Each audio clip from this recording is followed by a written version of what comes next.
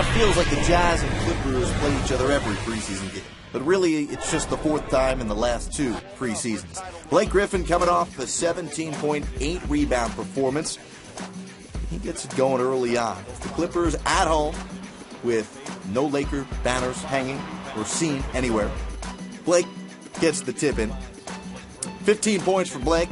And then here pass it to DeAndre Jordan, who had 9 points for the Clippers, who led by 5. Scary moment here. Never want to see an injury in the preseason. Chris Paul going to take the charge. Know how tough he is. Hits his head on the court. Paul would head to the locker room, but thankfully for Clipper fans, he would return and make a difference. We'll see more of him in a moment. How about Gordon Hayward? He'll be counted on big time this year for the Jazz. Big youth movement for Utah.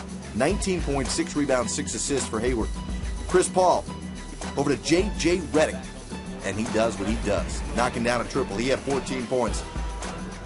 Hayward, one of those assists over to Derek Favors, who just had a monster game. Favors, 24 points, 17 rebounds. And that's why Coach Corbin's clapping. Jazz led it by 1 at the half. Chris Paul returned, and oh, look at the handle.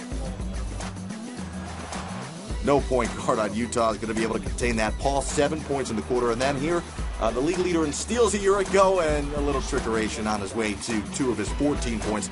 10 assists as well for CP3. Rudy Gobert, the 27th pick of the draft, just got that huge wingspan.